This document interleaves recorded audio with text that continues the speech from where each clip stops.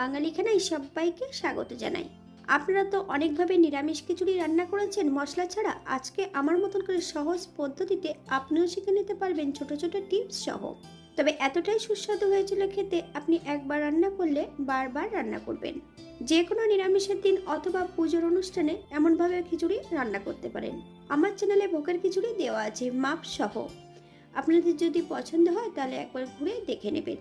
তবে আমি আজকে এখানে কিভাবে নিরামিষ খিচুড়ি রান্না করলাম মশলা ছাড়া, চলুন সেটা একবার দেখে নিয়ে যাক ভিডিওর মাধ্যমে।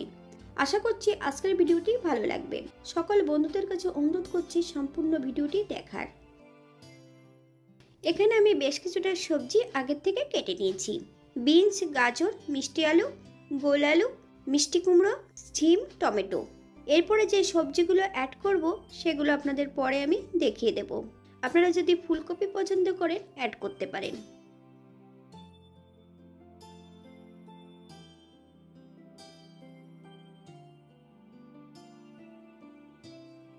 আগের থেকে আমি বেশ কিছুটা মুগ ডাল ভেজে রেখেছিলাম।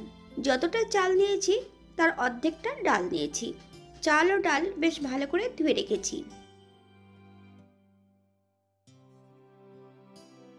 এই পর্যায়ে একটা কড়াইতে বেশ কিছুটা সরষের তেল অ্যাড করব। তেল গরম হওয়া পর্যন্ত অপেক্ষা করতে হবে। ফোড়নে রেখেছি 5 ফোড়ন। ফোড়ন থেকে সুগন্ধ বেরোলে একটা শুকনো লঙ্কা আর তেজপাতা অ্যাড করব।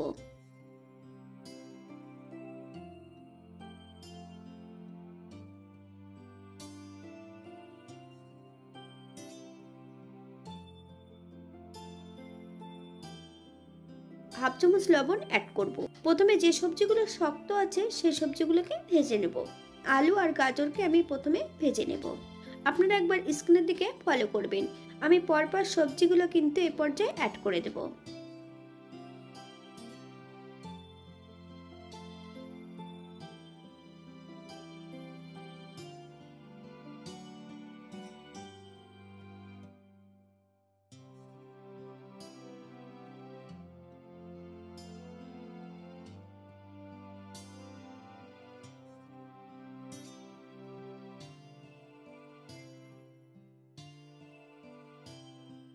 এই পর্যায়ে অ্যাড করব হাফ চামচ হলুদ গুঁড়ো।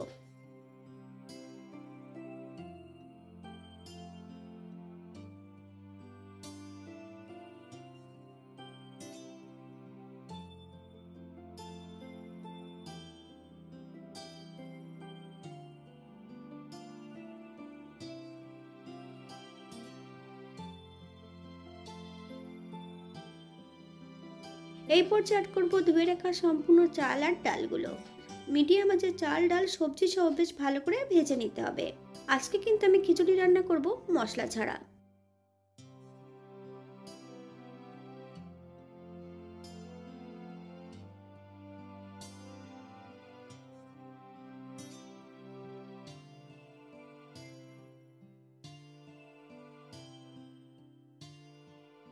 চাল ও ডাল বেশ ভালো করে ভেজে নিয়েছি।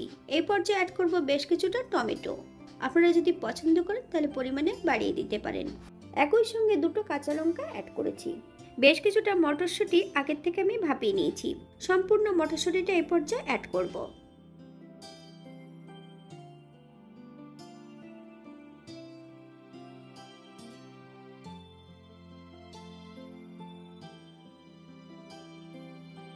হাফ চামচ লবণ, আপনারা স্বাদ অনুসারে লবণটা অ্যাড করবেন।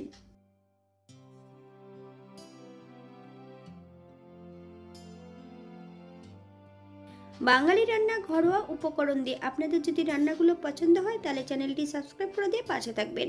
পাশে থাকা বেলটি বাজিয়ে দেবেন, নইলে নিত্য নতুন রান্নার নোটিফিকেশন পাবেন না।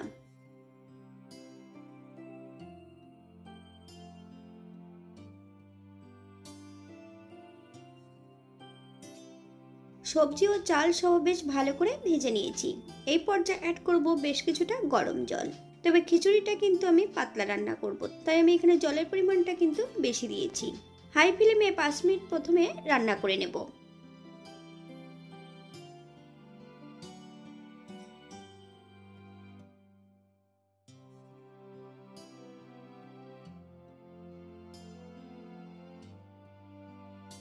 মিডিয়াম আঁচে 7 থেকে 8 মিনিটের জন্য ঢাকা দিয়ে রেখে দেব।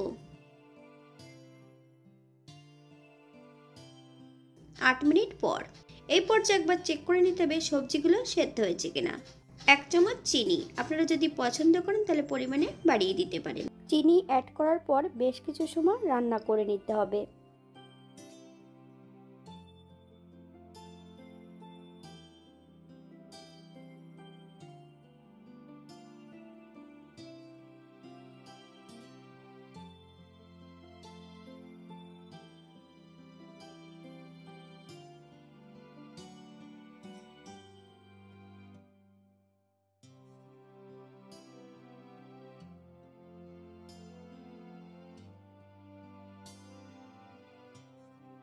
এই পর্যায়ে অ্যাড করব 1 চামচ ঘি, আপনারা যদি পছন্দ করেন তাহলে পরিমাণে বাড়িয়ে দিতে পারেন।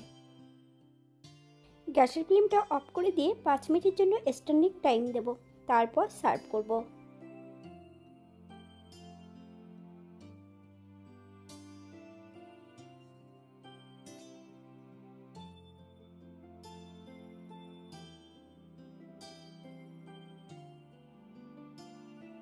এটা দেখতে যেমন ভারী সুন্দর হয়েছে, এই সবজি খিচুড়িটা খেতে কিন্তু অসম্ভব ভালো হয়েছিল। আপনারা বাড়িতে একবার একই পদ্ধতিতে বানিয়ে নেবেন। যারা পেঁয়াজ রসুন পছন্দ করেন তারা অবশ্যই পেঁয়াজ রসুন অ্যাড করতে পারেন।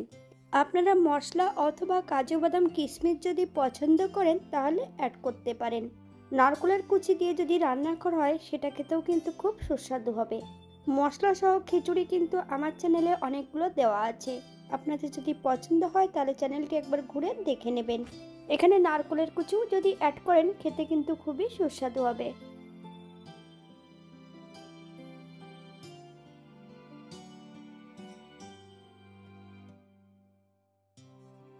আজকের ভিডিওটি এই পর্যন্ত। সবাই সুস্থ থাকবেন, ভালো থাকবেন। অন্যদিন নতুন রেসিপি নিয়ে আপনাদের সামনে আবার আমি হাজির হব। নতুন ও পুরনো সকল বন্ধুদের অসংখ্য ধন্যবাদ ভিডিওটি দেখার জন্য।